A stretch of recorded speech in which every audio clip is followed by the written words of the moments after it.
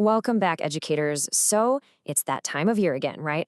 The back to school season. And I'm guessing you're probably feeling that familiar, kind of overwhelming wave of anxiety creeping in right about now. You know the feeling, the endless meetings, the classroom setups, the absolute mountain of planning. But hey, before we get completely lost in all of that, let's just take a breath. In this explainer, we're going to channel a really powerful framework from Ian Moore over at Motivated Education to completely challenge how we typically prepare for a new school year. Let me ask you something. What if your to-do list is actually a trap? Seriously, for the next few minutes, I want to completely disrupt your focus. I want you to stop thinking about your curriculum, your seating charts, your lesson plans, all those daily tasks. You see, when August rolls around, most people believe that to have a truly great year, you just need to do more. Work harder, plan better, check off more boxes. But what if they're entirely wrong? Let's pivot away from what you're gonna do this year, and instead, let's look at something way more foundational. Let's talk about identity. Our entire focus for this year hinges on just a single word: become. I want you to think about the sheer weight of transformation that word holds, moving from one state of being to another as someone entirely new. Now, we say the word casually all the time, right? But we kind of gloss over its actual weight. The big idea we really need to unpack here is that your identity always precedes your behavior. You literally cannot teach beyond the identity you've embraced.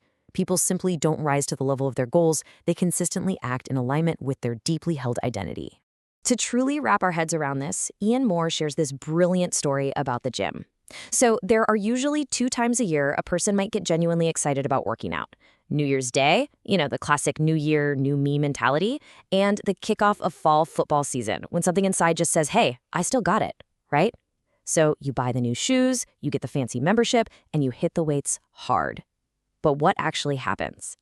Well, after a few weeks, or maybe months if you're lucky, the momentum fades. You slow down, and eventually you just stop. So when he asked his cousin, who happens to be a dedicated bodybuilder, why one person quits and the other doesn't, his cousin said something a bit harsh but profoundly honest. He said, the problem is, it's not who you are. It wasn't about a lack of motivation at all. Ian just didn't carry the identity of someone who goes to the gym. For the bodybuilder, the gym isn't a habit. It isn't a task on a to-do list. It is his identity. Consistency and success, they don't come from a sudden burst of motivation. They come entirely from who you believe you are. Now, when we apply this to education, this really profound framework emerges. It's the idea of a lowercase teacher versus an uppercase teacher. Let's break that down. A lowercase teacher earns a credential. They check the boxes, pass the exams, and do everything right just to get a license and walk into a classroom. But honestly, that's actually the easy part. An uppercase teacher, they earn influence. Becoming a teacher with a capital T demands personal sacrifice, deep dedication, and a conscious decision to develop the person behind the profession. It's a completely different kind of work. And that leads us to a super crucial distinction: professional development versus personal development. Look, traditional professional development is necessary, absolutely. It improves your skills, sharpens your lesson planning, and builds up your classroom management. But it's personal development that actually transforms people. It builds the person behind the profession. You can't just rely on standard district-mandated training to shift your identity. You have to do the internal work, and that work, well, that is uniquely yours to carry. So how do we actually do this? Because, let's be real, identity change is not automatic. First off, identity is built, not found. It's not hiding inside you waiting to be discovered like some buried treasure. Nope, it is forged in the fire of daily choices. Second, it demands intentionality. You have to actively face down old, comfortable versions of yourself. And third, and this is absolutely vital, protect your proximity. Think about the teachers in your building who form little tribes around complaining in the break room. If you only surround yourself with people who validate your frustrations, you build an identity around the problem. You stay stuck. So you must actively protect your mindset.